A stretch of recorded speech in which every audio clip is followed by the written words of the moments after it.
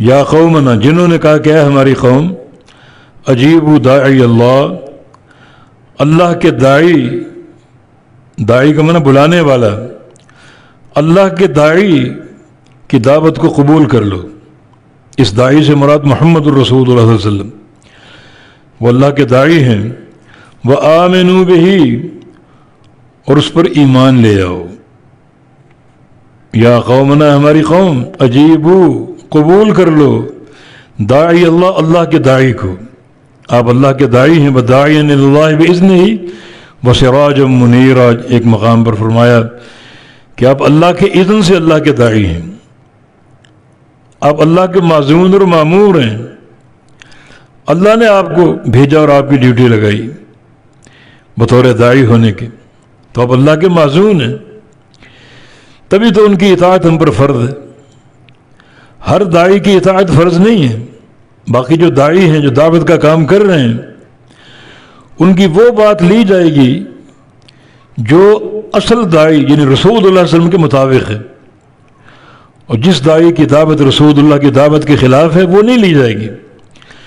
لیکن رسول اللہ اصل اللہ کے داعی ہیں جو اللہ کے معزون ہیں۔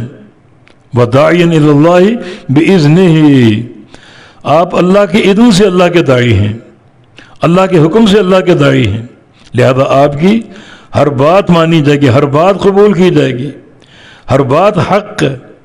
اور جو باقی داعی ہیں، دعوت دینے والے ہیں، ان کی ہر بات نہیں مانی جائے گی۔ جو ان کی بات اصل داعی رسول اللہ کی دعوت کے مطابق ہے وہ قابل قبول ہے، اور جو ان کی بات اس داعی کی دعوت کے خلاف ہے وہ قابل قبول نہیں ہے۔ اس لیے داعی کا جو تعین آپ نے کرنا ہے، جس کی دعوت کو سننا ہے، تو اس کو بڑی کھلی نگاہوں سے دیکھنا پڑے گا۔ ہر دعوت دینے والا صحیح داعی نہیں ہو سکتا، بلکہ نبی علیہ السلام کی حدیث ہے جو قیامت سے قبل فتنے ہوں گے، ان فتنوں میں اصل محرک کیا ہوگا؟ اصل محرک یہ ہوگا کہ داعی ہوں گے جہنم کے دروازوں پر کھڑے ہو کر دعوت دینے والے، ایسے داعی ہوں گے، دعات علی ابواب جہنم، ایسے داعی ہوں گے جو جہنم کے دروازوں پر کھڑے ہو کر دعوت دے رہے ہیں، اور جو ان کی بات سنے گا، ان کے قریب جائے گا، انہیں وہیں سے اٹھا کر جہنم میں پھینک دیں گے۔ تو داعی جس کی دعوت کو سننا ہے، یہ بڑی کڑی ذمہ داری ہے کہ ہر بندہ جو دعوت کا دعویٰ کرے، داعی ہونے کا دعویٰ کرے، اور آپ اس کو مان لیں، ہرگز نہیں۔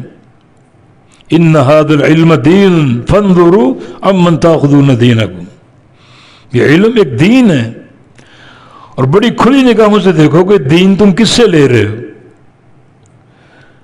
ہر بندہ اس قابل نہیں۔ الاسناد من الدین ولولا الاسناد لقال من شاء ما شاء، سند دین ہے، اور اگر سند نہ ہوتی تو ہر بندہ جو چاہتا کہتا، مگر سند نے لوگوں کی ناکوں میں نکیل ڈال دی۔